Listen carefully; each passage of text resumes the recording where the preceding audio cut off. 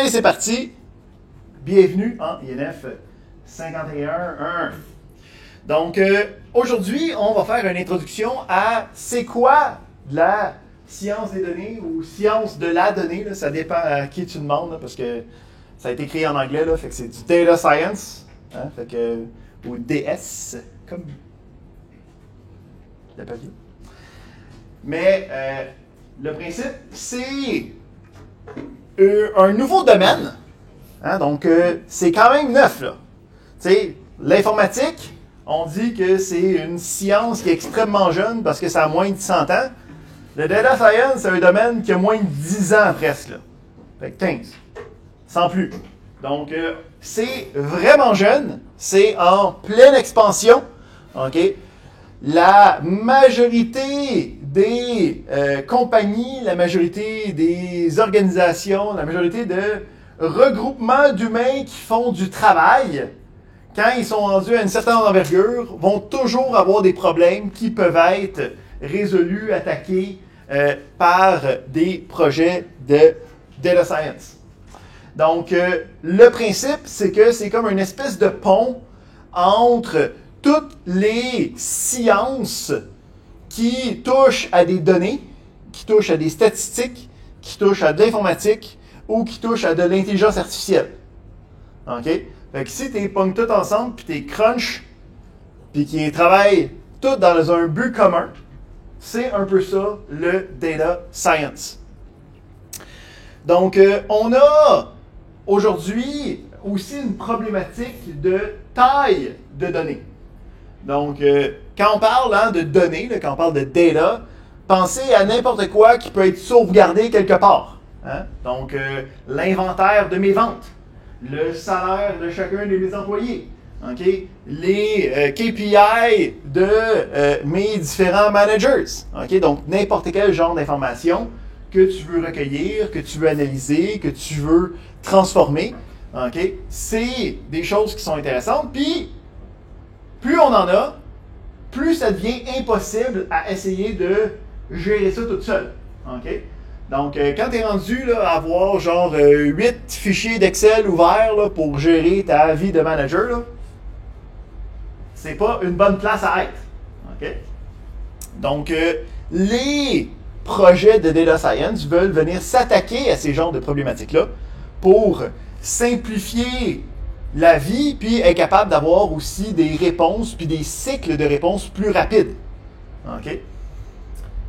Fait que, on va aller voir c'est quoi aujourd'hui. Ah oui, en passant, juste être certain, là, on est en ce moment sur le site de cours. Hein? Donc, si tu t'en vas sur Moodle, tu peux aller ici sur le site des notes de cours. Quand tu es à l'intérieur de ça, là, dépendamment de la taille de ton écran, là, tu vas avoir un petit onglet. Là, donc, on a l'intro, là, où c'est juste le plan de cours. On va avoir ici un onglet qui est les cours, puis c'est un nouveau cours, il n'y a pas encore toutes les notes de cours. On a le cours 1 de disponible qui peut être consulté en même temps par vous tous. On a donc le principe de cycle de vie d'un projet de data science. On va aller voir comment ça se passe. Hein?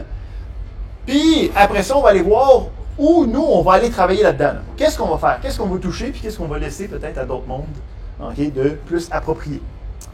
Donc, on a des problèmes qui ont un paquet de données, puis on veut être capable de sortir quelque chose de ces données-là. Fait que la première chose, ça va être de déterminer c'est quoi les besoins, déterminer c'est quoi les requis du projet de science de la donnée. Parce qu'on va voir que ça a un éventail très, très, très, très large. Qu'est-ce qu'on est capable de faire? Parce que si on veut juste rapatrier des données pour être capable d'avoir une meilleure vue d'ensemble sur notre entreprise, c'est une affaire. Si on veut savoir à qui donner la promotion parce qu'il a fait grandir l'entreprise soit le plus vite, soit dans un plus grand montant, hein, il y a différents indicateurs possibles, c'est une autre affaire. Ou on pourrait vouloir, mettons, je suis à la grandeur d'Amazon, là, hein, puis je veux être capable de choisir le prochain produit que je vais copier pour aller mettre ça dans ma catégorie de Amazon Basics, pour être capable de voler du marché de d'autres mondes, ben, il faut que je sois capable de savoir c'est quoi les produits qui se vendent aux meilleures qualités-prix, qui ont le plus grand nombre de roulements. Comment je fais pour décider ça? Ben, c'est des projets de data science qui vont nous permettre de répondre à ce genre de questions-là. Il y a aussi toute une variante, là, ou en tout cas un sous-domaine d'intelligence artificielle qui vient aussi en compte. Une fois que tu as plein de données, puis que tu as des questions, ben, tu peux te demander non seulement qu'est-ce qui s'est passé dans le passé, mais qu'est-ce qui va se passer dans le futur.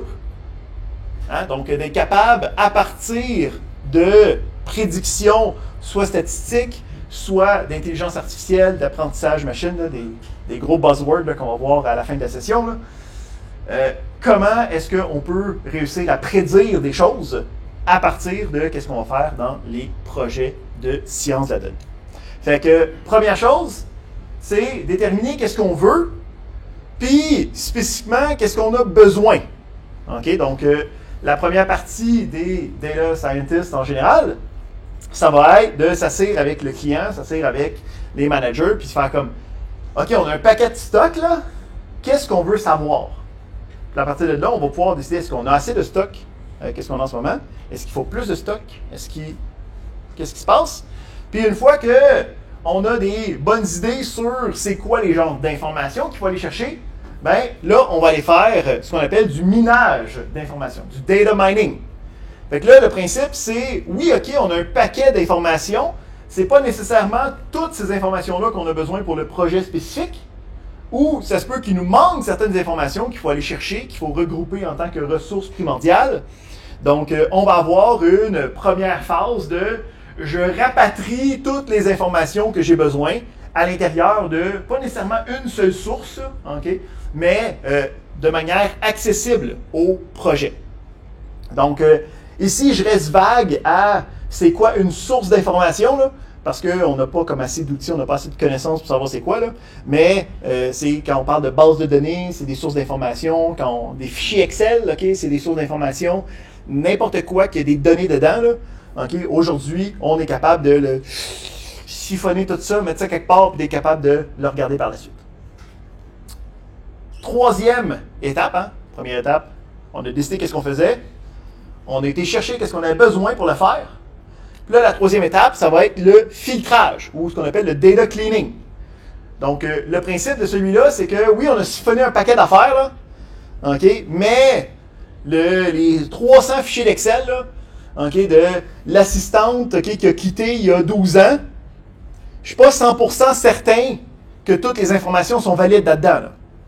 Qu'est-ce qui arrive si elle a laissé 2 colonnes de vide? Qu'est-ce qui arrive si, à un certain point, elle a mis une date qui n'avait pas d'allure? Qu'est-ce que je fais avec ça? Je ne veux pas insérer ça dans mes données.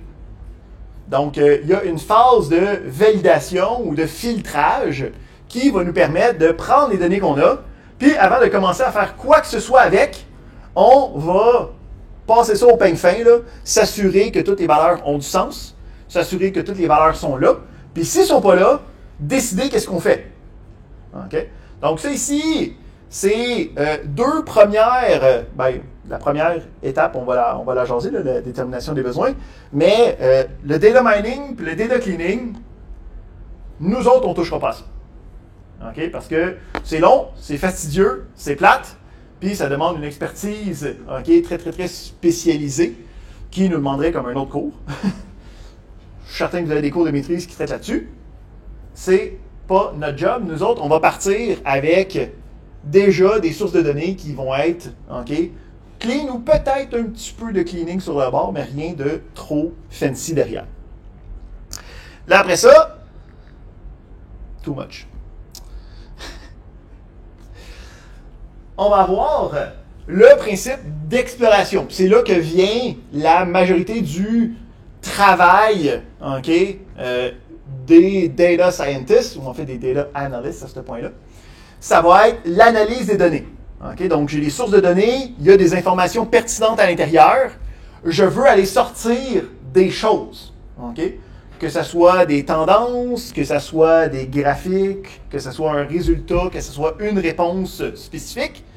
Le principe, c'est que là, on a une panoplie de stratégies, soit statistiques, soit informatiques, soit d'intelligence artificielle, qui nous permettent de prendre toutes les données, shaker ça dans une boîte, puis là, il y a quelque chose qui sort. OK? La problématique, c'est que, bon, la dernière affaire qui nous manque, c'est que l'affaire qui sort de la boîte, là, c'est pas exactement tangible pour le commun des mortels. OK? Ça va être tangible pour nous quand on va être rendu des semi-informaticiens qui est en train de travailler à l'intérieur de programmes. OK? On va voir la matrice dans notre sommeil, là. Mais à l'extérieur de cette classe-ci, OK? Ou vous, dans 4 mois après que vous avez fini le cours, ça se peut que ça vous parle moins, ce genre de résultat-là direct. Donc, il y a une dernière étape qui est la visualisation, qui est aussi quelque chose qu'on va travailler à l'intérieur de ce cours-ci, où on va être capable de prendre les résultats de notre analyse, les résultats de notre exploration, pour être capable de les mettre dans des graphiques, dans des rapports, dans une imagerie qui est palpable pour le commun des mortels. OK? Incluant vous-même et incluant à qui vous allez jaser, ou à qui le monde qui font des projets de sciences des données vont aller jaser. Parce que c'est bien fun de dire, OK, ben, j'ai fait un modèle prédictif qui nous dit que c'est tel produit qu'on a besoin de faire. Mais là, la personne est comme, genre, moi, je te crois pas nécessairement sur le coup, là, de moi, comme des graphiques qui me disent, ben, j'ai vu, c'est ça le rendement des 10 meilleurs produits, OK, on a des belles affaires, là, on peut voir, OK, que c'est celui-là qui est le meilleur, puis ainsi de suite. Donc, d'être capable de présenter les informations. Ça, c'est en fait le new kid on the block. OK? Donc, la visualisation dans le data science, c'est comme dans les 5 dernières années là, que c'est devenu comme OK, ouais, non, c'est pas juste de trouver la réponse, c'est aussi d'être capable de dire c'est quoi la réponse pour que le monde comprenne. C'est important. Donc, c'est aussi quelque chose, puis en fait, c'est un des éléments nouveaux de ce cours-ci. OK? Donc, le cours qui était remplacé, il n'y avait pas de visualisation dans les bases de données, c'était comme genre ça te crachait les affaires, puis c'était comme yeah! Ben, là, on va aller un petit peu plus loin. Puis, on va aller voir la visualisation pour être capable de voir qu'est-ce que ça donne comme résultat. Je me suis comme jump-starté. Donc, nous, dans notre cours, hein, on va aller voir le principe de prendre des données de quelque part. On ne va pas faire le cleaning nécessairement, mais on va prendre des sources préalables de données qu'on va soit transformer, qu'on va venir ingérer dans un système de gestion de données, okay, pour être capable de mieux les traiter. On va faire des analyses de données avec des algorithmes ou des programmes d'analyse. Puis on va aussi aller faire la visualisation des éléments pour être capable de voir le résultat final. Donnez-moi un instant, j'ai... Oh yeah! Parfait. Donc, on a ici quelques petits exemples de le genre de choses qu'on peut faire.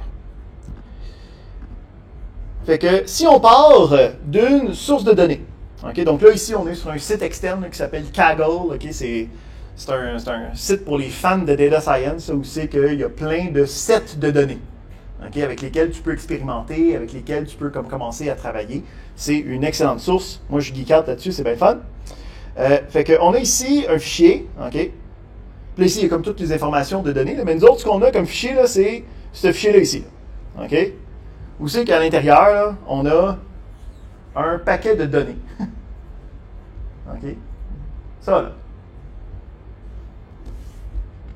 C'est très visible. Hein? On peut extraire plein d'informations. Là. Je vous demanderais qu'est-ce que ça m'affiche en ce moment, puis vous sauriez qu'est-ce que c'est. Là.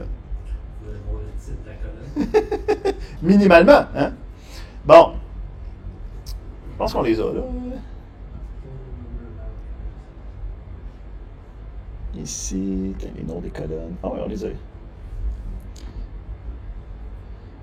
Fait ici, on a des dates d'observation, on a les prix, OK, le nombre vendu, plus d'autres catégories, et ainsi de suite. Donc, on a vendu des avocats. C'était vraiment super. Ça, c'est des données. Hein? On n'a pas rien de super tangible avec ça. Fait que les genres de choses qu'on va vouloir faire, tu sais, avec Excel, là, tu peux faire un graphique puis être capable de voir les tendances un petit peu, tu sais. Mais avec la visualisation de sciences de la donnée, on peut aller juste un petit peu plus loin pour cela. Là.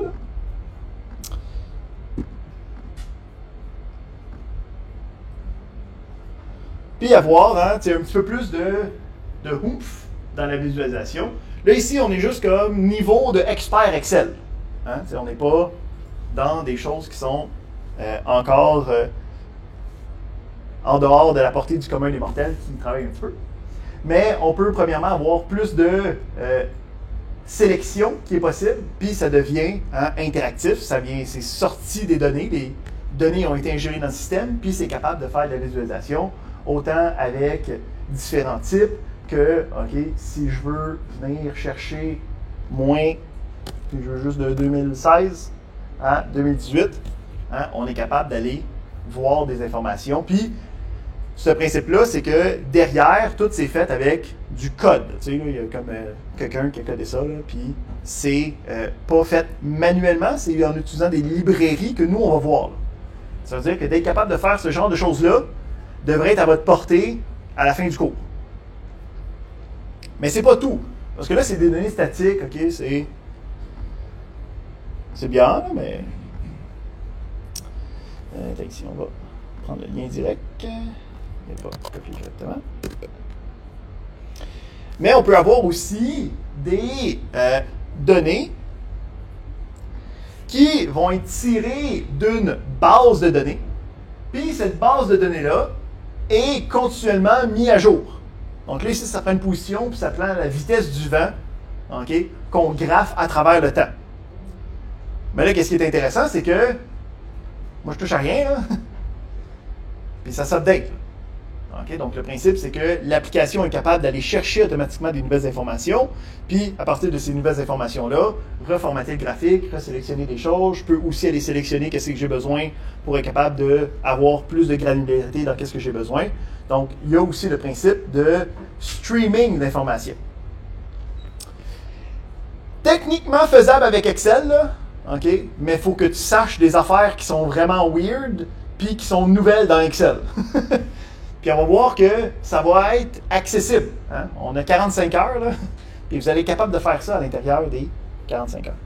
Si on regarde ce principe-là de projet de visualisation, là, il y a un lien sur différents exemples de genres d'applications qui peuvent être générées à partir de projets de sciences de la donnée.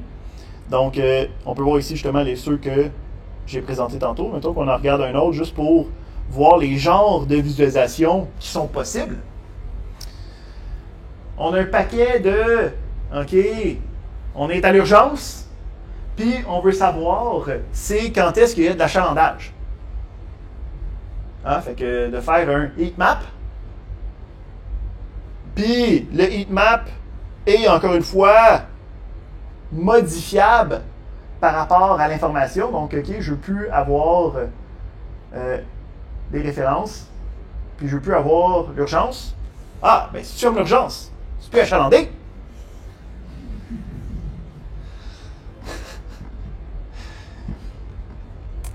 Règle ça de même, moi, je devrais aller en politique, c'est le temps. Là. Donc, qu'est-ce qui est intéressant, c'est non seulement la visualisation elle-même, on peut voir vraiment comme quand est-ce qu'il y a des problématiques, où c'est beaucoup plus facile visuellement de spotter les problématiques, mais ça nous permet d'avoir beaucoup de granularité sur qu'est-ce qu'on désire voir. Puis là, on peut aller chercher différentes informations, différents sujets, différentes connaissances de business à partir de données. Puis c'est ça la magie de la science de la donnée. D'être capable de, à partir d'un paquet d'informations, soutirer des connaissances de business. C'est tout ça le but. Good, good, good. Il y a certains rôles, okay, un peu comme fondamentaux là, à l'intérieur d'un projet de science des données. C'est des termes que vous allez voir revenir souvent là, si vous commencez à œuvrer dans une section d'une compagnie qui travaille là-dessus ou si vous voulez aller là-dedans. Donc, au centre, il y a évidemment le data scientist. OK? Donc ça, c'est un peu le terme qui englobait toutes les variations possibles de toutes les étapes qu'on a vues préalablement. Okay? Que ce soit le data mining, que ce soit l'analyse, que ce soit la visualisation, c'était comme tous des data scientists. Là. Okay? Là, avec le temps, on a réussi plus à bien établir les étapes. Encore une fois, c'est 9. Là. Okay, là? Les 5 étapes que je vous ai montrées, là, il y a comme 10 ans, là, on était comme, ben, tu fais du data science, là, puis c'était correct. Là, là. Fait qu'avec le temps, on a séparé les étapes. On a réussi à spécialiser des rôles pour chacune des étapes pour être capable d'avoir une meilleure expertise pour chacun. Fait que ça fait en sorte que le data scientist est devenu comme une espèce d'hydre, okay, avec différents noms pour chacune des étapes. Hein? Fait que du data scientist, on a maintenant le data engineer, que lui travaille dans les premières étapes de collecte de données pour être capable de faire le filtrage des différentes données. On a le data analyst, qui va appliquer les différents algorithmes ou les différentes fonctions pour être capable de trouver les résultats d'analyse. On a le data architect qui va travailler pour être capable de mieux représenter les données pour que ce soit plus facile d'être analysé. Donc, tu sais, il y a un... Puis là, ici, j'en ai marqué 3, là, il aurait dû avoir une virgule, etc. Là, il y en a genre 12 titres différents de différentes spécialisations qui sont comme toutes du tronc commun de je fais du data science, puis je travaille dans une des étapes. Autour de cette bulle-là là, de data science, par contre, il existe d'autres rôles qui sont plus communs au domaine de l'informatique, puis qui vont venir s'insérer dans ces projets-là. Le premier, ça va être l'administrateur de base de données.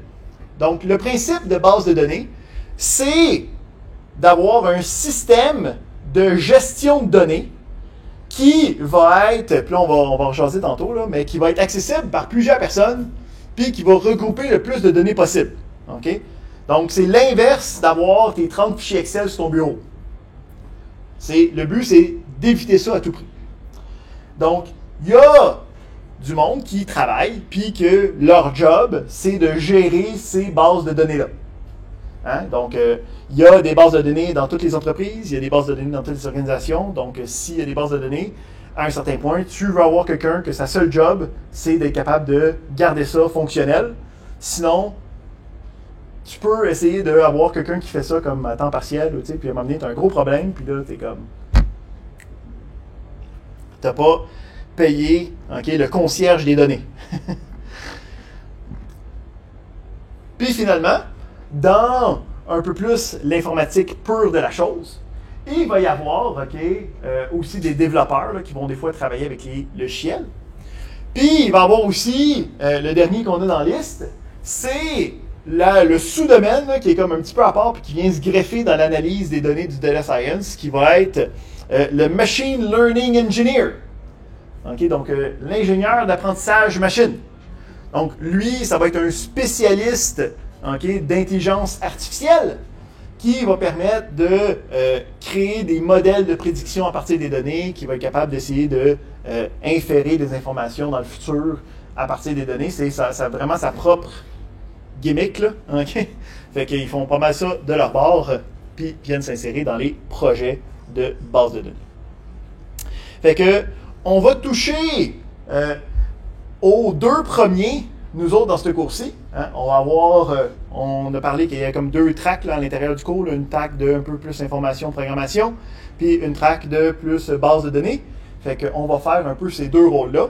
À la fin du cours, okay, on va faire un petit tour d'horizon, l'avant-dernière période, avant la révision, là, où c'est qu'on va parler de qu'est-ce que c'est l'apprentissage machine. On va faire quelques exemples, là, mais il n'y aura pas de pratique, il n'y aura pas d'évaluation par rapport à ça.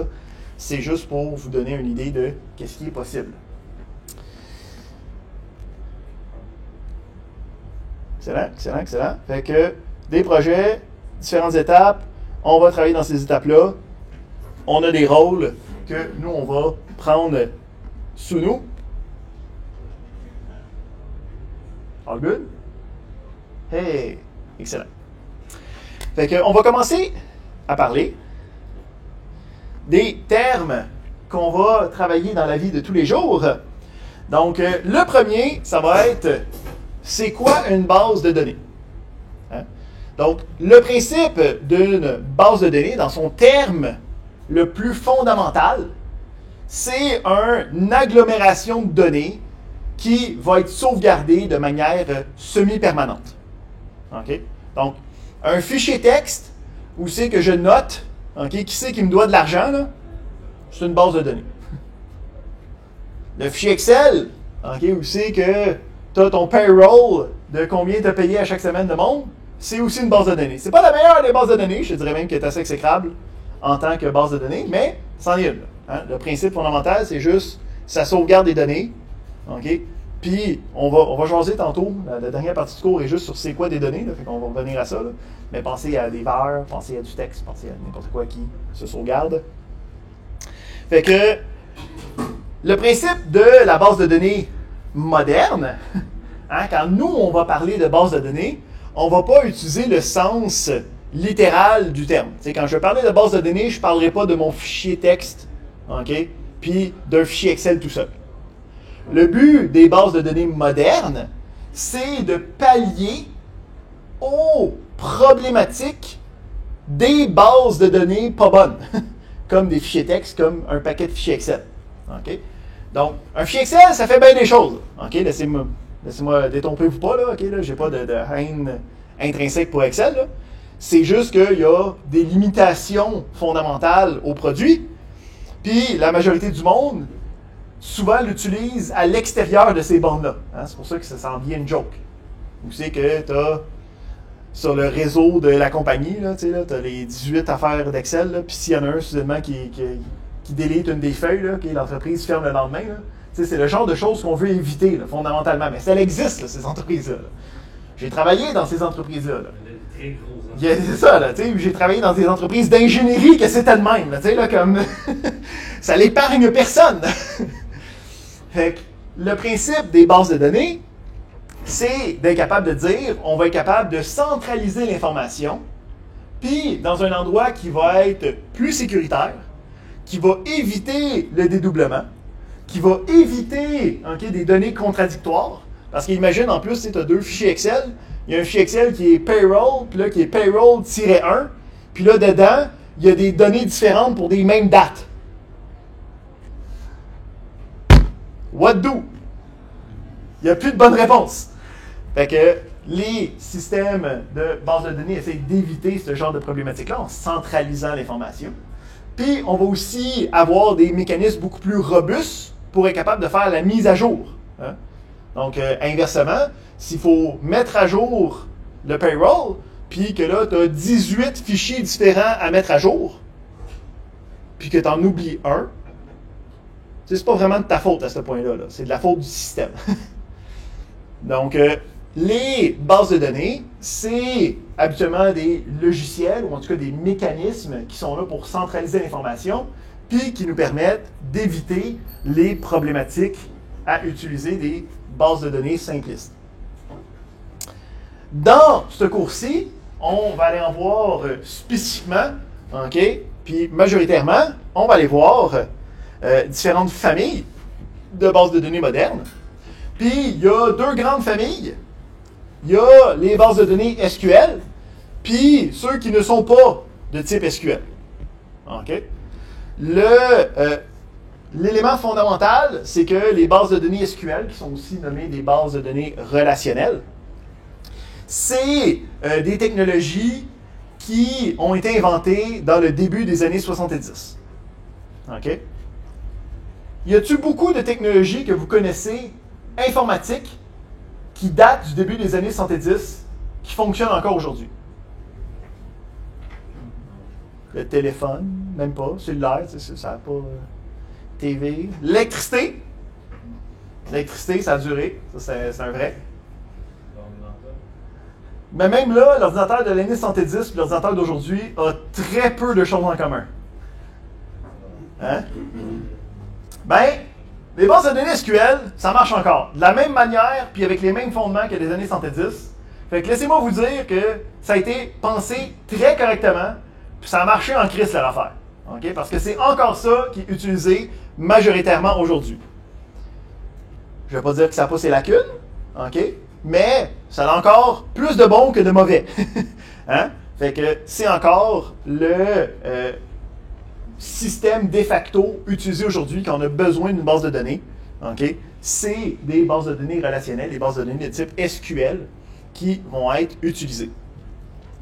Fait que à la base des bases de données,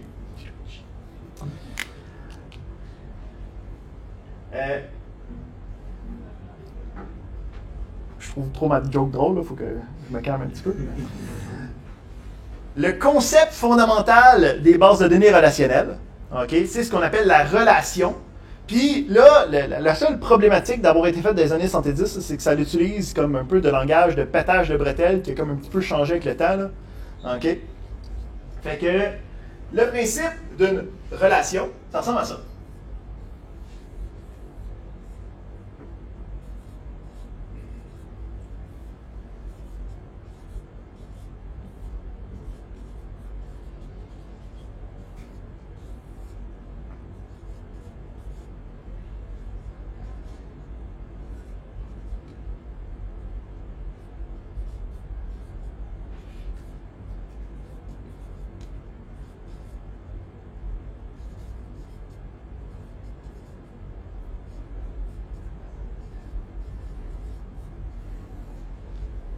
Ça, c'est une relation. C'est comme, pourquoi c'est le mot relation? Je sais pas, mais ça a été fait des années 70, OK? Il était tout utilisé dans ce temps-là. Aujourd'hui, le mot le plus commun, hein, un petit peu plus commun, on appelle ça une table. Hein, ça sonne plus standardisé. Mais c'est ça le fondement des bases de données relationnelles. OK? Donc, le principe des bases de données relationnelles, c'est qu'on va avoir des relations, aka des tables, qui vont avoir différentes colonnes. Les colonnes vont être identifiées. Puis après ça, à l'intérieur de chacune des colonnes, on va avoir des informations, okay, qu'on va appeler des enregistrements. Fait que l'enregistrement, c'est comme Anne à 37, on comprend que ça a rapport ensemble. En plus de ça, quand on va travailler à l'intérieur des bases de données relationnelles, un autre raison pourquoi ça s'appelle relationnel, c'est qu'on va être capable de représenter des relations entre les tables. Qu'est-ce que ça implique? C'est qu'habituellement, il va y avoir, puis là, on va revenir à ça un petit peu plus tard, là, mais il va y avoir une information identifiante, puis là, à l'intérieur d'un autre.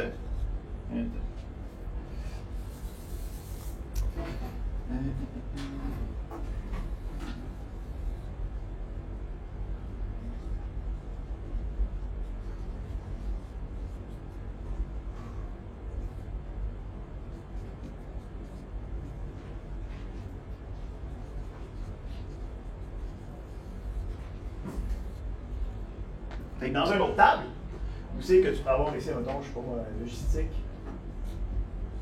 achat. Mais le principe, c'est qu'on pourrait dire que ici, c'est Anne qui travaille dans le département logistique, puis l'inverse. On voit bien que c'est pas juste des numéros maintenant. Hein, donc, le principe, c'est que on peut relier les informations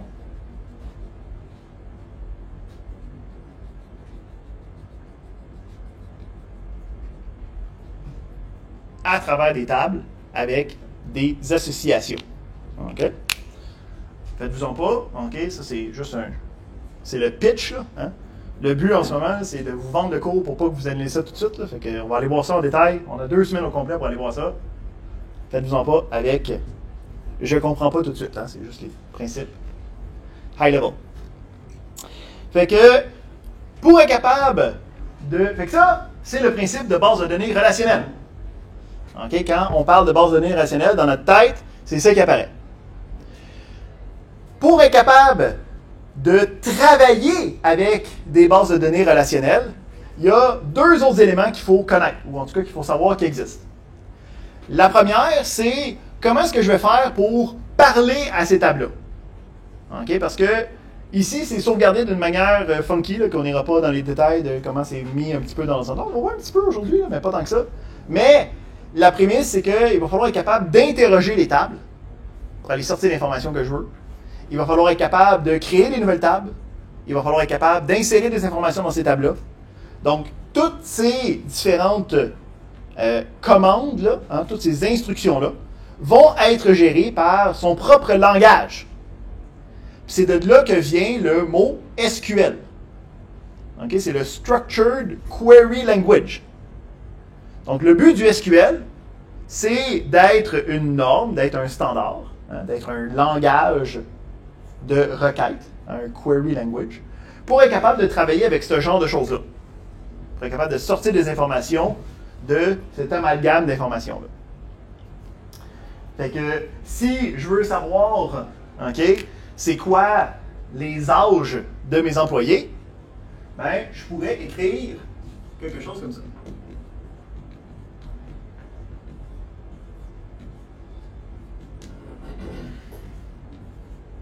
Puis ici, les différentes relations, les différentes tables, ils ont des noms.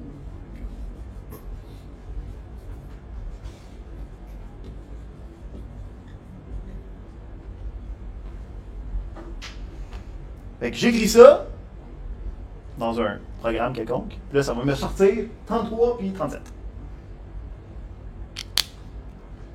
Toutes les variations de ça, on va les voir. Faites-vous-en pas, c'est bien le fun. Ça va être bien du plaisir. Fait que ça, c'est la première chose à savoir quand on veut utiliser des bases de données relationnelles. La deuxième chose qu'il faut savoir quand on veut utiliser des bases de données relationnelles, en fait, quand on veut utiliser des bases de données de manière générale, c'est comment est-ce qu'il existe. Tu sais, un fichier texte, tu sais, je le sauvegarde sur mon disque, on comprend que c'est comme des bits sur le disque, c'est pas super. Mais là, j'ai pas. Ça ici, ça va être sauvegardé d'une manière qui est beaucoup plus complexe, beaucoup plus robuste, qui va être implémenté par des applications, OK, qui vont être installées sur un autre ordi ou un autre ordi auquel on va se connecter. Fait qu'il va y avoir le principe de, il y a quelqu'un qui va faire agir, exécuter, gérer, administrer la base de données. Là. On appelle ça un système de gestion de base de données, un SGBD, OK, ou en anglais, OK, un DBMS. Donc, un Database Management System. Donc, quand on parle de DBMS, c'est l'application qui roule à côté là, pour que tu puisses avoir ces affaires-là de disponibles. Donc, dans notre cas, c'est un RDBMS, parce que c'est une base de données relationnelle, hein, fait qu'un Relational Database Management System. Et pour n'importe quel type de base de données complexe, habituellement, il y a un logiciel qui est avec, qui doit s'exécuter. Ou en tout cas, il y a quelque part dans le cloud que ça roule. Pour être capable de toucher à ça. Alright? Fait que ça, c'est notre premier type. Deuxième type de base de données. Donc, comme j'ai dit, SQL, OK, années 70, ils ont bien fait leur job. Ça dure encore aujourd'hui. Je te dirais 80 à 90% des bases de données courantes sont basés sur du SQL. Il y a quand même des lacunes. Ça fait en sorte qu'il y a du monde qui ont essayé de faire d'autres types de bases de données qui apportaient d'autres avantages et inconvénients. On va les voir en détail en temps et lieu. Mais c'est des choses qu'on va quand même étudier à l'intérieur de la deuxième partie du cours.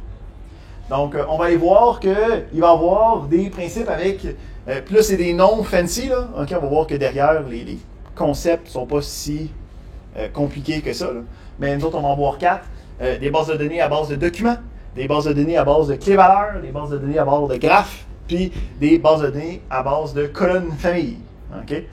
Donc, sont moins faciles à représenter en dessin directement que les bases de données relationnelles. C'est aussi pour ça que les bases de données relationnelles fonctionnent. Ça marche vraiment bien avec un modèle mental d'un pauvre être humain pas si bright. Fait que c'est facile à travailler avec. Tandis que, mettons, celui avec les graphes, qui est une des types de bases de données les plus performantes, c'est quelque chose que de modéliser ça dans ta tête, d'être capable de voir comment ça marche, là, c'est pas facilement accessible. Là. Ça prend beaucoup de jugeote puis de pratique.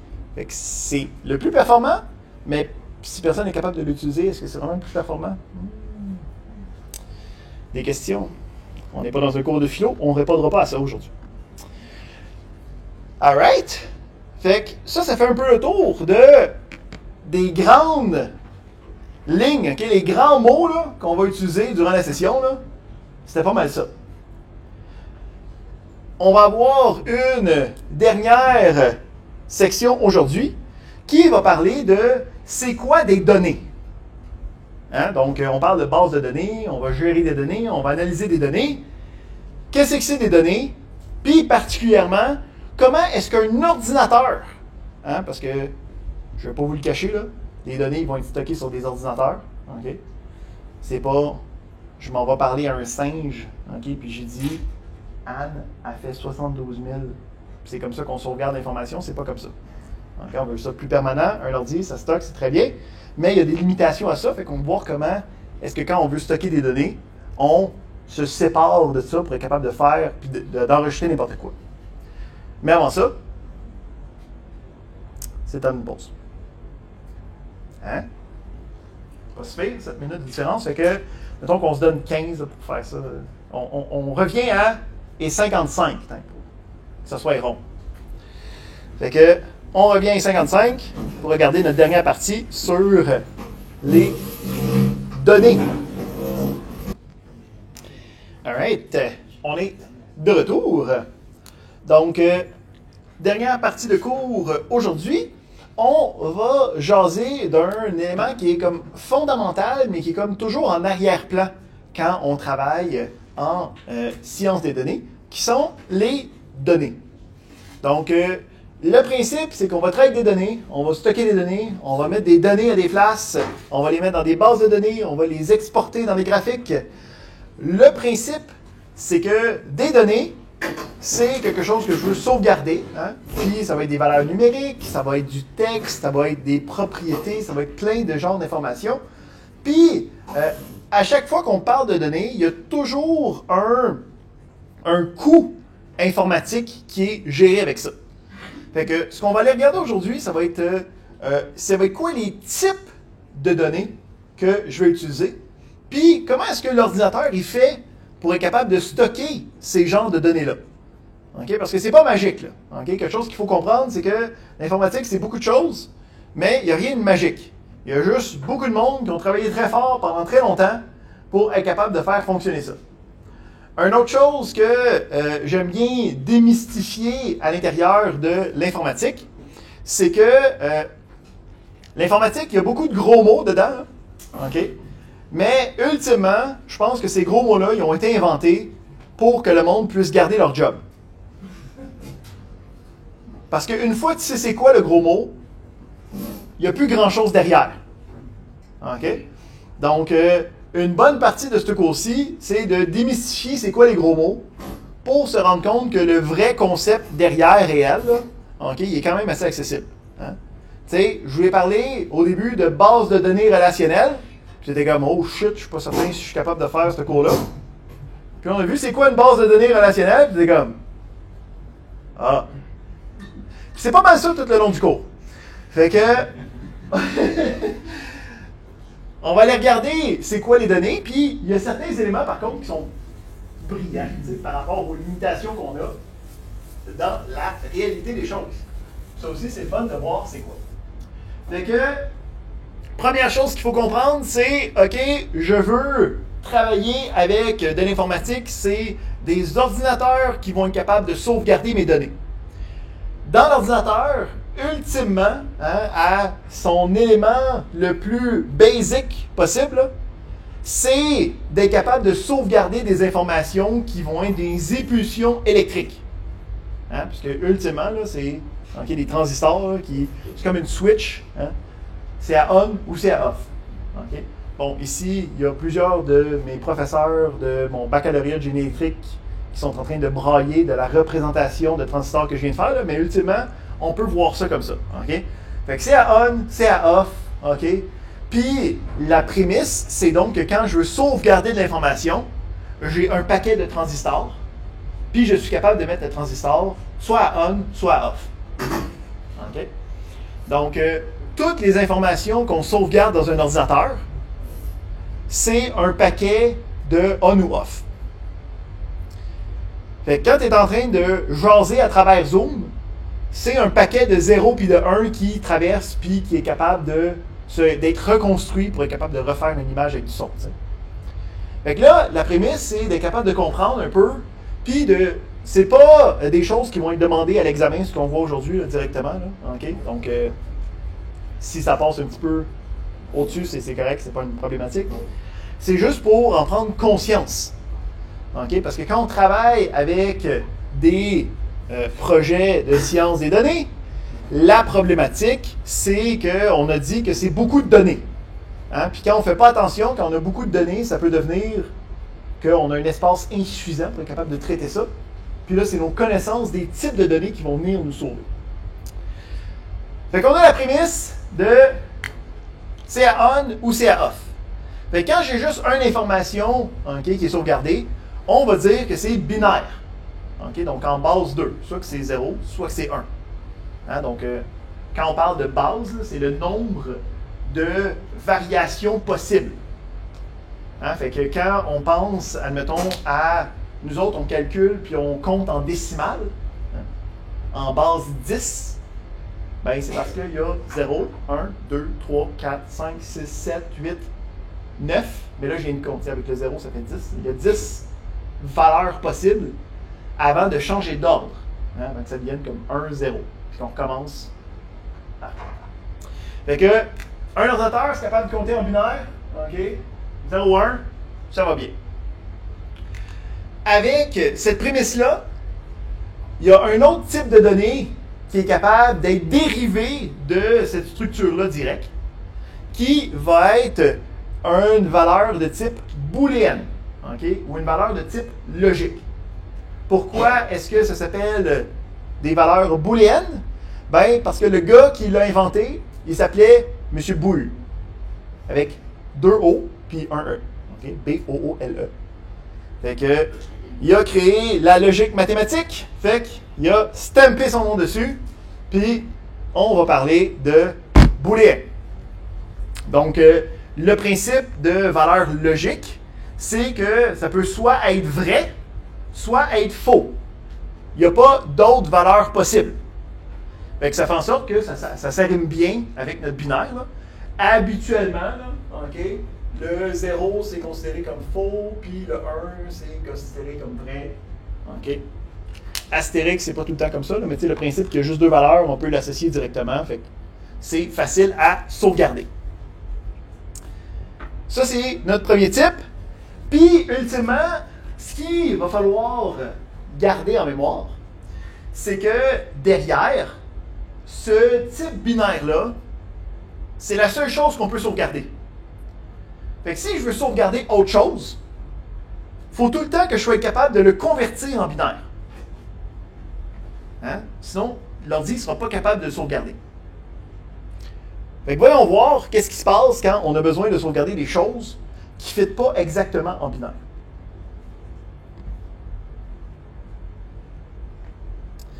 Fait qu'on va commencer, puis on va parler des nombres entiers. OK? Fait que 0, 1, 2, 3, 4, 5, 6, 7, 8, 9, 10, 11, 12, 13, 14, c'est ceux-là. Là. On pourrait même dire moins 1, moins 2, là, mais on va mettre ça de côté pour l'instant. On va parler des nombres entiers positifs pour se faciliter la vie. Fait que je veux sauvegarder des nombres entiers. Hein, je veux sauvegarder 137. Mais là, je ne peux pas faire ça, moi, là, directement. Parce que je ne peux pas écrire 137 là, dans mes transistors. Je peux juste écrire des 0 et des 1. Fait qu'est-ce que je vais faire? Ben, je vais compter avec mes transistors, hein, avec mes 0 et mes 1. Puis, je vais compter 137 fois. Mais quand je compte en binaire, ça ne donne pas exactement la même chose qu'on s'attend. En tout cas, c'est un peu weird. Là, hein? Parce que quand je compte en décimale, tu sais, avec 0, 1, 2, 3, 4, 5, 6, 7, 8, 9, 10, 11. Et ça. Hein? On en a 10. Puis après ça, on change d'ordre. Fait que quand je suis en binaire, qu'est-ce qui va arriver? Ben, là, j'en ai juste deux. Fait que 0, 1. Là, qu'est-ce que je fais? Je change d'ordre. Fait qu'est-ce qui arrive, c'est que ça devient 1, 0. On ne dira pas 10, parce que c'est pas en tout 10. Hein? En fait, c'est 2. Mais c'est 1, 0 en binaire. Puis là, si je continue, 1, 1, 1, 0, 0, 1, 0, 1, 1, 1, 0, 1, 1, 1, 1, 0, 0, 0, 1, 0, 0, 1, 1, 0, 1, 0, 1, 1, non, 1, 0, 1, 1. Hein, le principe, c'est que j'additionne 1, puis quand ça ne fit pas, je change d'ordre, puis j'additionne 1, puis quand ça ne fit pas, je change d'ordre. Hein, c'est additionner comme on a appris en deuxième année du primaire. Hein. C'est juste qu'on a des 0 puis des 1, on n'a pas toutes les autres. Là aussi, quelque chose qu'on va voir souvent quand on travaille en informatique, c'est que la problématique, c'est qu'ils ne fitent pas bien ensemble, ces deux-là. OK? Donc le 10, là, ici c'est pas 16, c'est 10. Et mettons qu'on descend un petit peu, là, 12, 13, 14, 15, 16, 1, 1, 0, 0, 1, 1, 0, 1, 1, 1, 1, 0, 1, 1, 1, 1. Hein? Donc, on voit que comme ça shift à 16, ça change d'ordre à 8, ça change d'ordre à 4. C'est pas le fun. OK? En fait, ça change à des puissances de 2. Hein? Parce que c'est en base 2. Fait que pour être capable de pas avoir à écrire des nombres en binaire qui sont longs comme mon bras, hein? Parce qu'on peut voir aussi que c'est exponentiellement plus long. Hein? Si j'ai besoin d'écrire genre 1247, là, ça va être genre 14, 0 puis 1 là-dessus. Fait que pour être capable de compacter ça un petit peu, ce qu'on a fait, c'est qu'on s'est dit qu'on va inventer une troisième manière d'écrire des nombres. Okay? Parce que le décimal puis le binaire, c'était pas assez. Hein, si on a juste ces deux-là, le monde va comprendre c'est quoi notre job. Puis ça, on veut pas ça. Fait qu'il faut inventer une troisième, que là, personne ne va comprendre, puis on va pouvoir se péter les bretelles en disant, nous autres, on est vraiment smart, puis personne ne comprend, puis on garde notre job. Fait que, ce qu'on a fait, c'est. Puis, tu sais, on décide ça avant que je sois né, c'est pas moi, c'est pas ma faute. Je vais juste suivre. On a décidé d'y aller dans une base qui était plus grande que 10. Puis d'essayer de les packer par 4 binaires, 4 bits en fait. 4, 0 puis 1. Fait que tu sais, ça passe de 0, puis ça devient à 1, 1, 1. Ben ça, je voudrais que ça soit comme une séquence. Hein? Fait qu'à la place d'être une séquence de 10, ça va être une séquence de 16. Hein? De 0 à 15, de 0 et 15, ça en fait 16. Fait qu'on va compter sur une base hexadécimale. Okay? Fait qu'on parle de l'hexadécimal, c'est juste pour que ça fitte avec le binaire, pour pas qu'on s'arrache les yeux quand on regarde des valeurs qui sont stockées de même. Fait que derrière, okay, quand on l'écrit, même principe, hein, 0, 1, 2, 3, 4, 5, 6, 7, 8, 9. Mais là, moi, il faut que j'aille 16 symboles avant de switcher. Mais là, les nombres classiques, les nombres arabes, il y en a juste 10. Qu'est-ce qu'on fait? On prend les lettres! Fuck off! On prend l'alphabet! A, B, C, D, E, F. Puis là, après ça, 1, 0. Hein? On ne dira pas 10 là non plus, parce que ça n'a pas pantoute rapport avec 10, c'est 16. Fait que le principe ici, c'est quand on regarde des nombres dans un ordi, lui, il va tout le temps le mettre de même. Il va tout le temps le mettre en 0 puis en 1. Mais pour être gentil, quand moi, je vais écrire une valeur numérique normale, lui, il va automatiquement la convertir sans me le dire. Mais on se souvient que derrière, c'est comme ça que ça se passe. Si vous allez voir aussi, pour qu'il y ait une distinction entre cette colonne-là et cette colonne-là, habituellement aussi, on va mettre un préfixe en avant des nombres hexadécimales. Habituellement, on va mettre 0x quelque chose. Hein, comme ça, il va y avoir une différence où celui-là ici, des fois, ça va être B quelque chose, ou à l'avant ou à la fin, dépendamment de quel langage. Parce que le principe, c'est si j'écris 1, 1, 1, B, 1, 1, 1, puis 0, x, 1, 1, 1, c'est pas toute la même valeur. Là.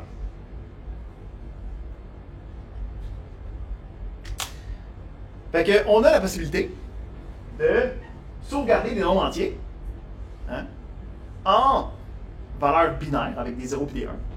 Puis, ça se peut que des fois, puisque c'est stocké, on va voir des valeurs en hexadécimal parce que ça fait mieux. Habituellement, c'est comme ça, on ne touchera pas nous autres tant que ça, là, parce qu'on va habituellement toucher des données du monde réel. Mais quand tu regardes des choses plus de profondeur informatique, là, ça se peut qu'on envoie par la bande. Fait que je ne veux pas que vous soyez surpris. Fait qu'on a cette gentille petite liste-là à l'intérieur.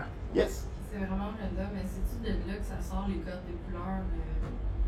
Mettons, Oui. des codes de couleurs. Donc, quand on regarde des codes de couleurs, mettons dans Photoshop, là, on va voir qu'il existe deux variantes. Okay? Un qui va actuellement, parce que des couleurs, hein, c'est le mélange de 3, le R, le B, hein? Puis il y a deux variantes. Fait qu'il y a le 0 à 255. Des fois, tu le vois de même. Puis, ça donne combien de valeurs possibles, ça? 256. 0, 255. 256. Puis, puisque on est tous des calculatrices modernes, 256, tout le monde sait que c'est une puissance de 2. Non, on ne sait pas. C'est correct. C'est pas grave. C'est normal. Ici, je veux ça. Puis là, ici, je vais mettre 255. OK? Puis, là, ici, on peut voir que ma calculatrice est cool. Hein? Elle a des pitons pour les différentes bases. En passant, la calculatrice de Windows est aussi capable de faire ça. Si vous ouvrez la calculatrice de Windows, vous allez dans les différentes versions. Il y a une version programmation. Si je regarde 255, c'est FF. Fait que si tu ramasses les trois ensemble, ça fait deux valeurs chaque pour représenter le R, le B, le G. Fait que c'est comme E4, 3C, 2,5. Ça donne quoi? Est-ce que ça répond à ta question? Ouais. Les questions par rapport, c'est les meilleures. Fait que n'hésitez pas. Mon cours, il est plate, là. Fait que aidez-moi, là. J'essaie de vous aider le mieux que je peux. Quand c'est toujours des petites affaires de même, c'est pertinent. C'est l'application de ce qu'on vient de voir. C'est parfait. Là, ici, on a évité un problème.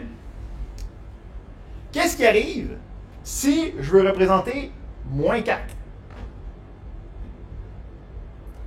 Parce que, tu es comme, pas de trouble, moins 4. Ouais. Facile, Hugo. Mais là, moi, j'ai dit, non, là. Ici, on marque 0 puis 1, là, mais c'est une switch, là, on ou off. Là. Je ne peux pas mettre moins. C'est on ou off. Fait que là, ce qu'il va falloir voir, c'est que des fois, il n'y a pas de représentation directe possible. Okay? Puis c'est ça, pour le restant de tous les types, il n'y a pas de représentation directe. Fait que là, il faut utiliser des trucs et des astuces pour être capable de gérer ça correctement. Fait que le principe, c'est pour être capable d'avoir une représentation signée, pour avoir un signe. Donc, quand on parle de nombre signé, c'est qu'il y a un signe possible. Ça se peut qu'il y ait un moins, ou sinon il y a un plus. On va dire, moi, mettons, je veux juste représenter ceux qui sont sur, de 0 à 15. Fait que quand on commence à parler de représentation plus formatée, là, il va falloir se donner comme une limite de grosseur. Comme ça nous donne comme une espèce de jeu. Fait que quand on va dire, OK, je veux juste représenter ceux-là, puis je vais être capable de mettre un moins, bien là, on va pouvoir commencer à faire des choses de fun. Comme rajouter un dernier, OK, faire qu'ils sont tous à 5.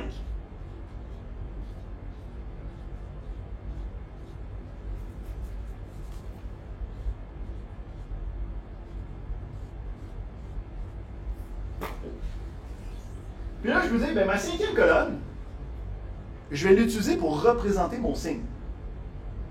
Hein? Fait que si je veux faire moins 1,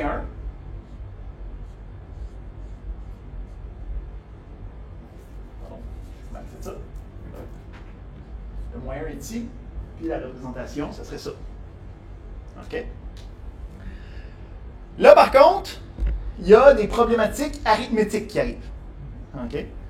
Parce que si tu passes de 1, puis tu veux faire plus 1, OK, c'est facile, tu pognes la patente, tu fais le transfert, puis tu l'équipes. Mais là, si tu passes de 0 à moins 1, il faut comme que tu fasses plein de simagrées pour comme traduire ça en signe négatif. Fait que ça, c'est l'idée qu'on utilise, okay, d'utiliser le dernier bit, le dernier chiffre pour être capable de représenter le signe. Le premier ou Ben, le premier, le plus significatif, pardon, tu as raison. Il faut que je sois précis. Le plus significatif pour représenter le signe. Mais quand ils sont négatifs, on va faire un petit peu de fourberie pour être capable de avoir de l'arithmétique plus facile. Fait que, ici, attends, si on le regarde, on a l'exemple à droite. Là.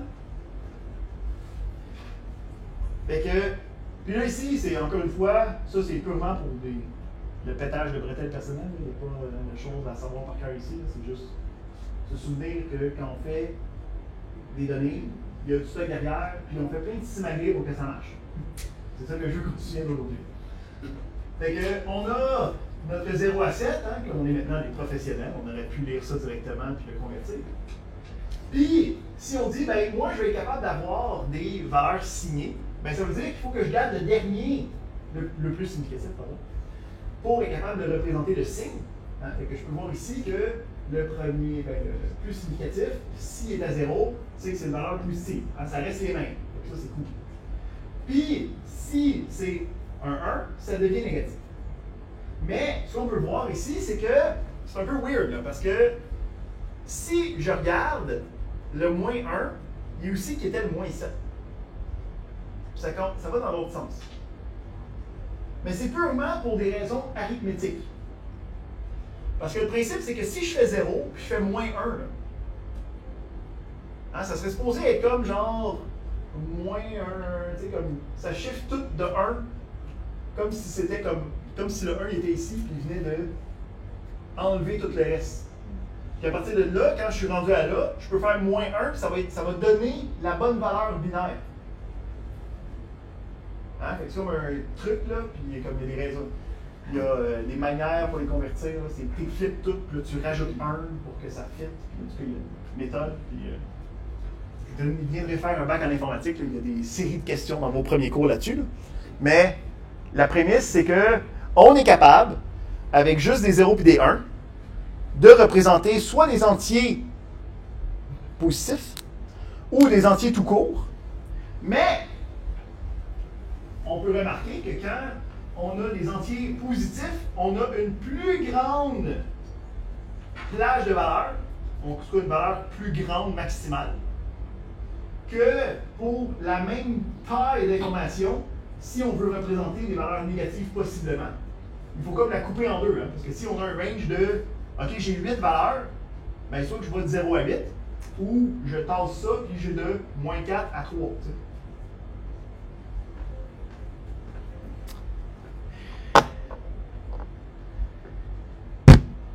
Good, good, good.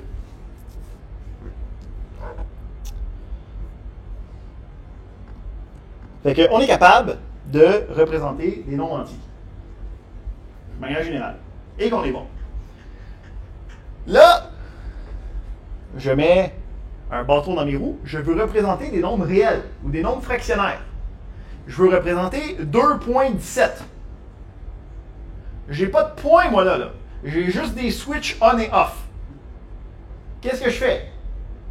Bien, là, encore une fois, c'est le même mécanisme, c'est la même stratégie que qu'est-ce qu'on vient de faire. On va dire, OK, on a un certain nombre de bits à utiliser, là. Puis là, je vais commencer à utiliser une certaine partie pour telle chose, on l'utilisait pour le signe, une telle autre partie pour une autre chose, une telle autre partie pour une autre chose. Fait que quand on travaille avec des valeurs réelles, ou des valeurs fractionnaires, ou ce qu'on appelle des nombres à points flottants. Donc en anglais, c'est des floating point numbers. Le principe, c'est qu'il va prendre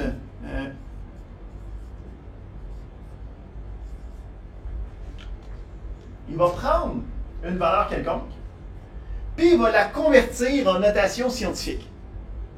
OK? Fait qu'il va dire 1.27342 fois 10, puis là, ça va être à la 4.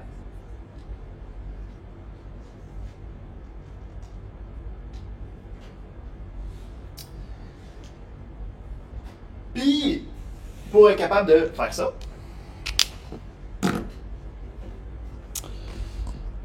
on va avoir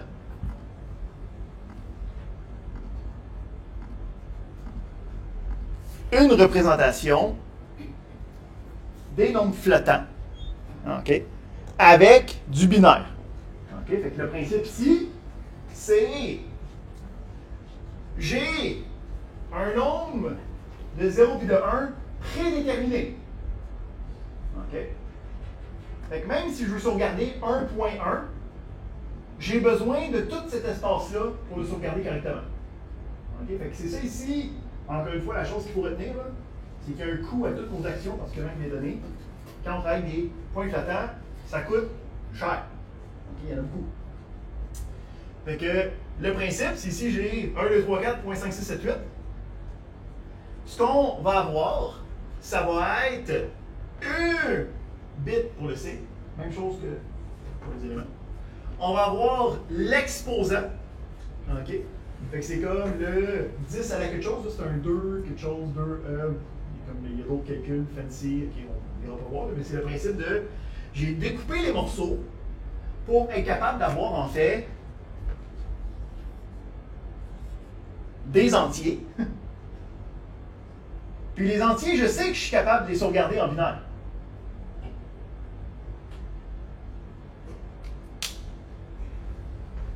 Fait que là, à partir de là, je peux rentrer 2.654. Ça donne ça. Si je rentre moins 34 683.3463, on va voir. Le signe est à 1, je sais que c'est un moins. OK, puis là, tu as le vrai calcul, là. Okay. On ne fera pas ça, là, mais on comprend le principe. Hein? C'est ça l'important. Comprendre le principe. Autre principe qu'il faut comprendre avec les points flottants, c'est que c'est une technique qui va avoir des problématiques inhérentes. Du fait que derrière, c'est des valeurs qui sont supposées être binaires, puis ultimement, c'est pas x 10 à la quelque chose, c'est en fait un à la 2 de quelque chose. Il y a d'autres affaires que je ne vais pas exactement montrer parce qu'on s'en fout un peu. Mais il va y avoir deux types de limitations. La première, c'est que si on regarde, OK, on a l'exposant. Okay, ça veut dire que la grandeur du nombre est limitée. Okay, je pense que c'est comme exposant 2 à la 307, c'est quand même gros. Là, 2 à la 307, il y a pas mal d'atomes dans l'univers qui entrent là-dedans. Mais, ce qui va être plus important, c'est que la partie significative, la partie ici, va être premièrement limitée. Okay? Donc, on voit ici qu'il y en a genre 28 à peu près, là, bits là, pour faire ça. Mais 28 bits, ça donne à peu près en décimale 7-8 chiffres. Okay? Ça veut dire que si tu as des calculs, genre on s'en va pitcher des astronautes sur Mars, là, on ne va pas utiliser ça. C'est pas assez précis. Là. OK? 7-8 chiffres après la virgule, quand on a des dérivations spatiales, not good enough. Deuxième chose, c'est qu'à cause que, si on regarde ultimement, c'est une somme de 2 à la quelque chose là, qui se passe, c'est que c'est la partie significative, ça va être comme des éléments qui est comme 1 sur 2, ou 1 sur 4, ou 1 sur 8, ou 1 sur 16, ou 1 sur 32. qui va faire comme la partie significative. Ça fait en sorte qu'il y a certains nombres qui ne peuvent pas être représentés intégralement avec cette représentation-là. Il y a des nombres que tu ne peux pas afficher avec ça. Mais qu'est-ce que l'ordi fait dans ce temps-là? Ben, il va prendre le nombre le plus proche. Hein? C'est pas un problème. Dans 99,9% du temps. Mais ça fait en sorte que si tu rentres une valeur, quand on parle de valeur réelle, quand on parle de valeur fractionnaire, ça se peut que tu n'aies pas exactement la même valeur dans ton système. Si c'est une problématique, il faut que tu en sois conscient.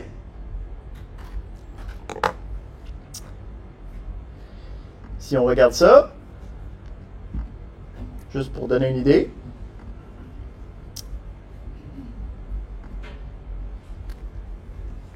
si on regarde ça ici, là, ça marche pas mon zoom.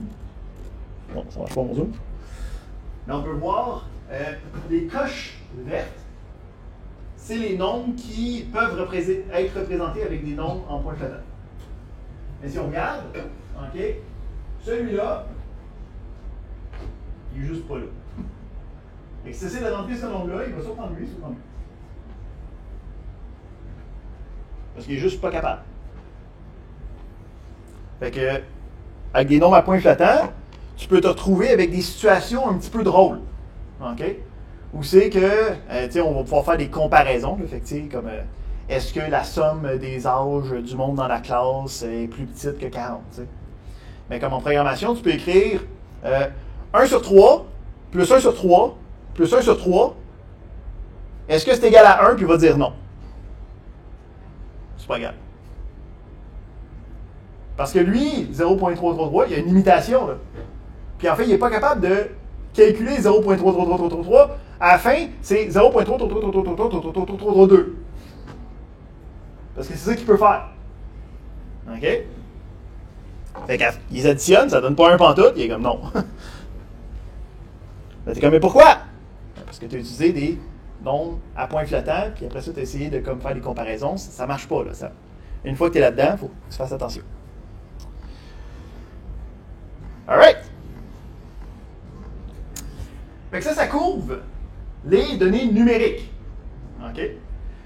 Donc, sur l'ordinateur, c'est pas mal les données qu'on va utiliser la majorité du temps. Ici, c'est des listes non exhaustives. Donc, si tu es dans des problèmes scientifiques, tu as aussi comme des valeurs imaginaires que tu peux représenter, blablabla, il y a plein de choses qui peuvent être.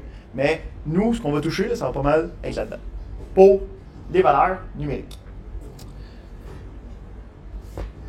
On n'a pas juste des valeurs numériques. Ici, tantôt, dans notre table, hein, oui, on avait des valeurs numériques, on avait l'âge, on avait le salaire. Mais on avait aussi le nom de nos employés.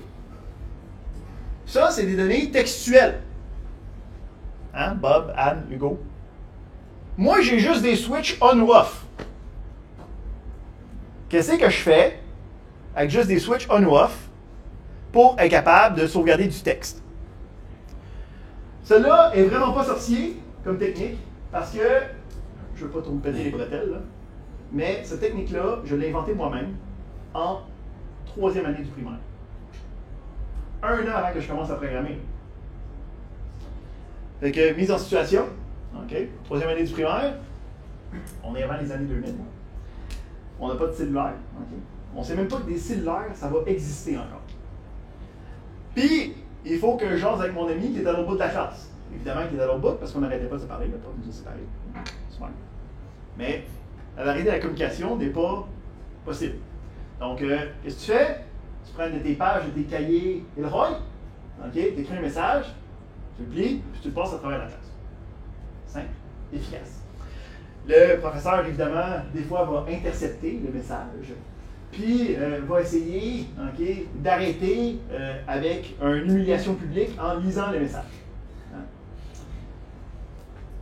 Moi, j'étais très avant-gardiste. Ma vie privée, c'est important. Il n'était pas question d'arrêter les messages, évidemment, mais il était question que les personnes ne soient pas capables de voir ce qui était écrit dans le message. Fait que, qu'est-ce que j'ai fait? Très simple. J'aimais ça faire des colonnes avec des lettres. Là. Hein? On a vu ça tantôt. Je me suis dit, on va pas écrire des lettres. On va écrire des chiffres.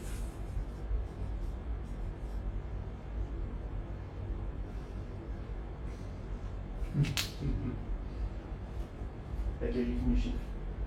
Bon, ça, le professeur Cassette. Évidemment, dans ses 45 ans d'expérience, elle n'avait jamais vu ça.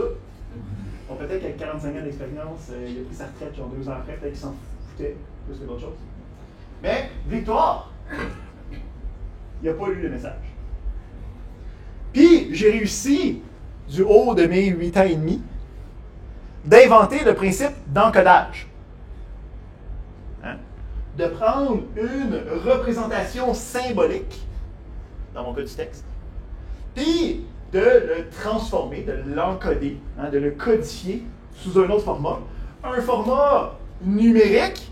Hey, ça tombe-tu pas bien? Nous autres, des nombres entiers, on n'a pas de problème à ce que ça dans des autres. Fait que le principe de sauvegarder du texte dans un ordinateur, c'est qu'on ne sauvegarde pas le texte. On va sauvegarder des nombres qui vont représenter des symboles que nous, on sait que c'est du texte. Fait que là, la question qui nous reste à nous poser, c'est, OK, c'est quoi la table d'encodage? Hein, c'est quoi que ça veut dire 1? Puis c'est quoi le nombre pour A? Hein? C'est ça le principe. Fait que, il y a deux encodages comme il faut savoir un peu par cœur. C'est pas de savoir c'est quoi les valeurs, mais de savoir le titre de la chose.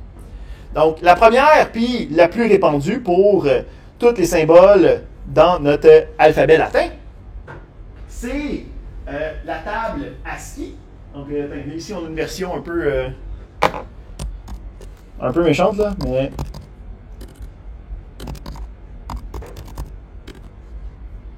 On va aller ici. Tiens. Parle-moi de ça. Fait que j'ai le caractère A. Qu'est-ce que je sauvegarde dans l'ordi quand je veux sauvegarder A? Je sauvegarde 97. C'est quoi la deuxième colonne? L'hexadécimal, on sait c'est quoi maintenant, on est des pros. Hein? C'est quoi la troisième colonne?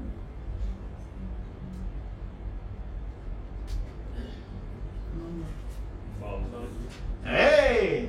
0, 1, 2, 3, 4, 5, 6, 7. Oh! 1, 0. C'est en octal, c'est une variation de l'hexadécimal pour le monde qui ont décidé de faire de l'informatique dans les années 80. C'est plus très vite. Fait que, mais le principe, hein, c'est que si je veux sauvegarder Allo, ben ça va être 97, 108, 108, 111. C'est ça que je sauvegarde dans l'autre. Encore une fois, on sait d'avance, ça va être quoi la taille des choses. Hein? Dans ce cas-ci, il va y avoir un octet qu'on appelle 8 bits par caractère. T'sais. Ici, dans les choses le fun, encore une fois, pas besoin de savoir c'est quoi les valeurs dans Tabaski, il faut juste savoir que c'est ça le principe derrière.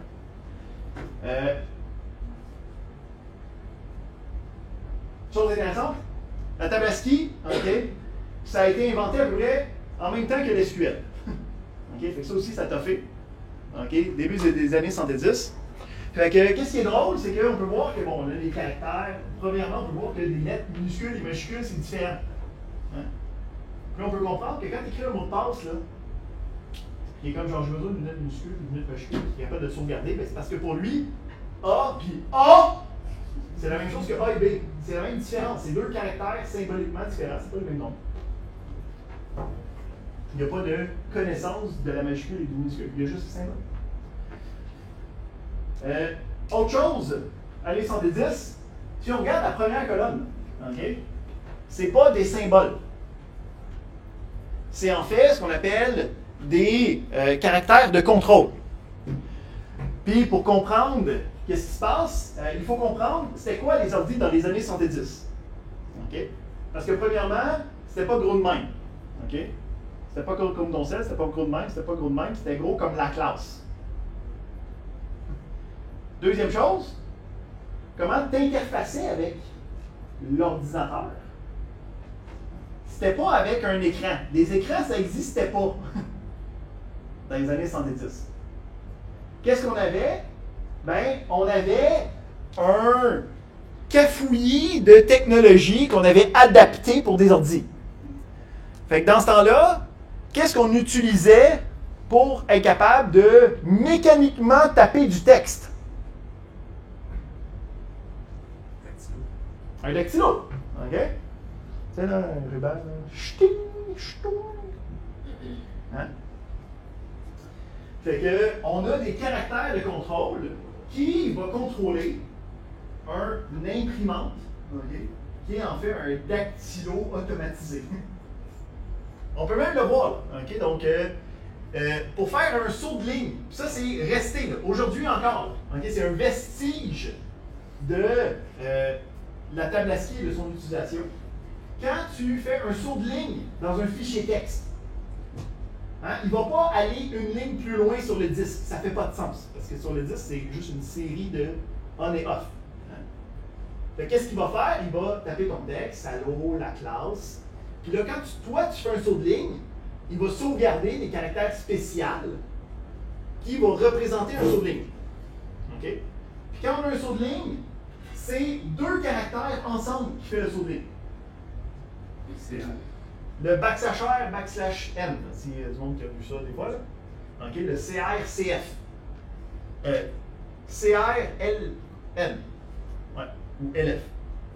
Fait que, on va avoir le line feed new line. Puis, on va avoir le carriage return. Hein? Le carriage return, là, hein, le retour de chariot. Ben, tu ne savais pas, dans un dactylo, c'est comme un gros ruban. Hein, fait que tu tournes le ruban, puis ça avance une ligne. Puis le principe, c'est que quand tu tapes une lettre, ça tape tout le temps dans le milieu. Fait que le principe, c'est que la page est sur le chariot, puis la page avance. Hein, fait que quand tu tapes, ça avance, tu tapes, ça avance, tu tapes. Puis là, quand tu es rendu au bout, ben, faut que tu comme. C'est comme un film noir, là. Ben, ça, c'est un retour de chariot. Hein? Fait que dans la table ASCII, on a le qui est intégré. Puis que quand on écrit des fichiers texte, c'est encore comme ça qu'on sauvegarde. Parce que, ben, quand on a passé à des écrans, il était comme, ben là, on a plein de fichiers qu'on a imprimés, que l'on veut juste voir. Fait qu'on va faire en sorte que quand on voit le carriage return new line, ok, ben c'est ça qu'on affiche à l'écran. Puis là, comme ça a comme pris boule de neige pendant 40 ans, puis on est encore là.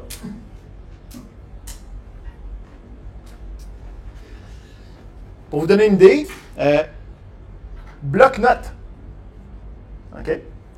Parce qu'il y a du monde qui ont essayé de faire comme, gars, on pourrait juste en garder un des deux, là, c'est assez, là, on sauverait un caractère à chaque fois. Ben, bloc-notes, jusqu'il y a 3 ans, fallait utiliser l'ancienne méthode, sinon il faisait semblant qu'il n'y avait pas de saut de ligne.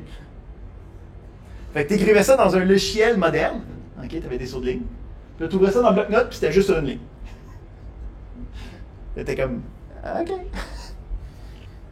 Mais là, il y a eu un update, okay, avec Windows 11. Ils ont mis à jour bloc-notes. Et là, tous les informaticiens de cette planète sont réjouis de pouvoir ouvrir leur fichier dans bloc-notes en toute quiétude. Les vraies nouvelles, ça. COVID? Non, non, non. L'update des bloc-notes. Alright! Dernier type de données. Et après ça, on va avoir fini. Dernier type de données, en fait, c'est pas un vrai type de données. Le principe des données structurées, ça va être l'amalgame de données ensemble. OK? Donc, souvent, on va vouloir ramasser un... Ah oui, j'ai sauté une étape, là. Wouh! Calm down. Ça va revenir avec les structures, là, c'est pour ça que j'y ai pensé. Donc, le nom de données textuelles. Quand on sauvegarde, on a vu la table ASCII. Ah oui, j'ai complètement skippé des affaires, là. Je regardais ma montre, là, j'étais trop excité. Il y a une deuxième norme qui existe. OK? Parce que la table ASCII, la maudite, a peut-être été faite dans les années 70, mais a été faite par des maudites américaines. Il n'y a pas d'accent. Puis là, je vois ici ton francocentrisme. J'allais à l'école. Mais comme si tu écris genre en arabe ou en japonais ou en cyrillique russe, t'as juste même pas de caractère, tu sais. Fait que on a eu des problématiques avec la Pasquier, c'est correct, c'est les premiers, c'était les premiers 128, pardon. Puis après ça, on a comme fait, on a la table ASCII étendue qui va aller jusqu'à 255. Mais la problématique, c'est que là, dépendamment de ta région, puis dépendamment de ton système, on a utilisé différentes tables ASCII étendues pour gérer les problématiques régionales. Fait que ça fait en sorte que des fois, quand tu ouvrais, mettons, puis j'ai dit, j'ai pris mes vacances à Noël, OK? Ben, tu ouvrais ça dans un autre système, puis là, c'est marqué, j'ai pris mes vacances à No Leave Sterling L. Parce que, ben, il l'avait encodé avec un code précis, le code 212, mettons, qui était le E tréma. Ben, le code 212 dans un autre table ASCII étendue, c'est un autre symbole. Hein? Fait que lui, il lisait ça, puis il disait comme. Fait que, on s'est regroupés, OK, en tant que l'humanité, puis on a décidé de régler ce problème-là. Puis, pour régler ce problème-là, c'est très simple, on a créé les emojis. Puis par la bande, on a créé aussi une norme qui était capable de représenter n'importe quelle entité textuelle humaine. Okay? Cette norme-là, ça s'appelle la norme Unicode, qui est la norme la plus moderne utilisée pour représenter du texte à l'intérieur de systèmes, à l'intérieur de bases de données, et ainsi de suite. Fait que c'est la norme qui rajoute des emojis. Là, okay? Donc, quand la dernière version d'Android ou quand la dernière version d'Android implémente la dernière norme Unicode, c'est là qu'il rajoute des emojis. Puis par la bande aussi, comme d'autres langues. Fait qu'on a une norme. Cette norme-là, par contre, est quand même assez complexe. Hein? Okay? La version abrégée est comme genre 1700 pages. Là. Fait que la prémisse, c'est on va laisser ça de côté. Okay? On va dire que ça existe, on va voir que ça peut exister. Mais c'est quand même compliqué parce que là, encore une fois, la table ASCII, c'était la plus bébé des représentations textuelles parce que c'était un symbole, c'est un caractère. Mais dans d'autres langues, des fois, c'est des mélanges de symboles qui font ce qu'on appelle des graphèmes dans le lingo, qui représentent une moitié de lettre là, ou une partie d'une syllabe. Fait que c'est comme avec un symbole, un caractère, ça ne marche pas pantoute. Fait qu'il a fallu inventer une norme qui est capable de prendre plusieurs éléments ensemble, de les combiner, d'avoir des modifications, donc ça devient facilement complexe. Nous autres, on sait juste que ça existe. Est-ce que tu avais une question? C'est à peu près ça, c'est des lettres qui sont dans d'autres langues, ils ont un encodage binaire avec cette table étendue. Exactement. Fait que le principe de l'Unicode, là, c'est que, premièrement, elle est backwards compatible avec l'ASCII, fait que les premiers, c'est toutes les mêmes. Mais là, après ça, les symboles, c'est pas des symboles complets. Des fois, ça va être une partie de telle lettre avec une telle autre partie de telle syllabe qui va être comme écrit sur 3 éléments spéciaux, 3 éléments distincts. Mais quand le système va les lire, lui, il va être capable de voir que c'est un seul symbole. Mais toujours le même principe, chaque symbole, chaque caractère, il a un codage binaire. Oui, exact. Parce que c'est toutes les langues. Exactement. Fait que, tu sais, comme pour, mettons, si on prend notre petit problème francophone, le principe, c'est que tu vas pouvoir dire c'est, puis là, tu vas pouvoir dire c'est dire. Puis là, lui, quand il va lire les deux d'une shot, puis il va juste afficher le C avec la c'est dire. Il y a aussi les problématiques de comme ceux qui écrivent pas de gauche à droite ou pas de haut en bas. Il y en a différentes versions. Fait que c'est aussi intégré dans cette norme-là au début du document. C'est pour ça que c'est la version abrégée, 1700 pages. Okay? On est des entités complexes qui ont développé beaucoup de systèmes textuels. All right. J'ai pas fini. Le nom de tout ça. Okay? Donc, les symboles, hein, on va appeler ça des caractères. Puis, la prémisse, c'est que souvent, on va vouloir sauvegarder plus qu'un caractère à la fois. Hein? Le nom de quelqu'un, une adresse, un numéro de téléphone avec des parenthèses. Hein? Donc, on va appeler ça des chaînes de caractères. Ou en anglais, c'est string of characters qui est habituellement juste diminué à string. Et quand on parle de string, Je ne parle pas de ficelle. Je parle de chaîne de caractères textuels. OK? Encore une fois, c'est bien plus facile quand je parle de mes confrères. Ah oui, tu as juste à mettre une string dans cette colonne-là, puis la personne a écouté. Qui parle de ficelle, non, non, c'est juste du texte. C'est juste du texte.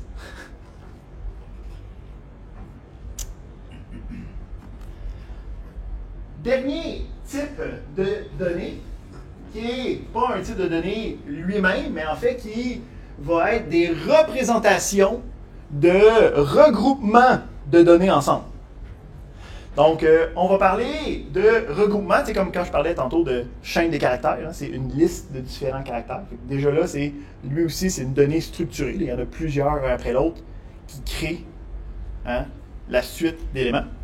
On va aussi avoir souvent des informations qu'il faut qu'ils soient sauvegardées ensemble. Fait que, habituellement, on va appeler ça, quand on regroupe des éléments de même type, donc on va appeler ça un tableau d'éléments ou une liste d'éléments. Okay, en anglais, des arrays ou une séquence d'éléments, c'est tous des synonymes. Là, puis là, dépendamment de quel système tu utilises ou quel langage de programmation, chacun utilise comme sa version ou son vocabulaire. Là. Mais quand on parle de liste, quand on parle de tableau, le principe, c'est que c'est des éléments ordonnés. Puis, je suis capable d'aller apposer un élément à un endroit spécifique, puis aller le reprendre à cet endroit spécifique-là. OK?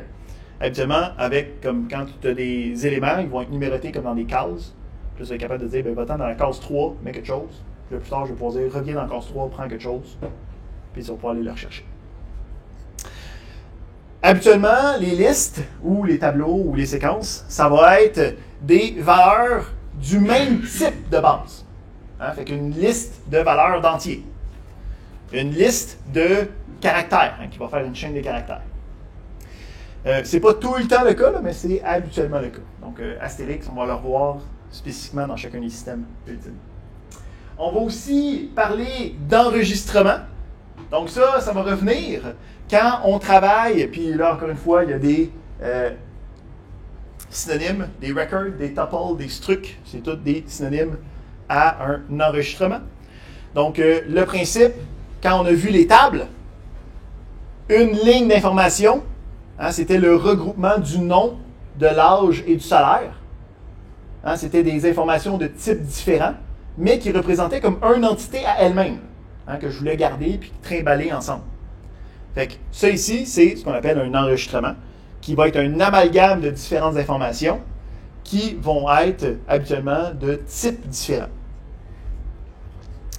Il existe d'autres types de données structurées, particulièrement des objets ou des fonctions, en tout cas, il y a une panoplie de choses, mais c'est comme ceux, quand on travaille dans sciences de la donnée, là, c'est les deux big, les deux gros qu'on va utiliser puis qu'on va regarder. Si on en a d'autres qui passent par la bande, on va en jaser en temps et lieu. Là. Mais le principe, encore une fois, c'est toutes ces affaires-là, c'est qu'on va en jaser, mais jamais principalement. Toujours en arrière-plan. Je vais parler des tables, je vais parler de colonnes, puis je vais dire, chaque colonne a un type. Puis à partir de là, vous êtes comme, OK, oui, ça a un type. Des types, ça peut être des entiers, ça peut être des points flottants, ça peut être des valeurs booléennes, ça peut être des chaînes de caractères.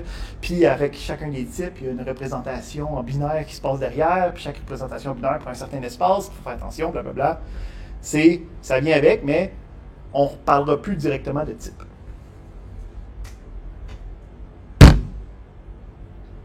Juste bien comprendre, dans la liste, tu aurais, mettons, la colonne âge, ça serait 33, 37, dans l'enregistrement, ça serait Anne 37, son salaire. Exact.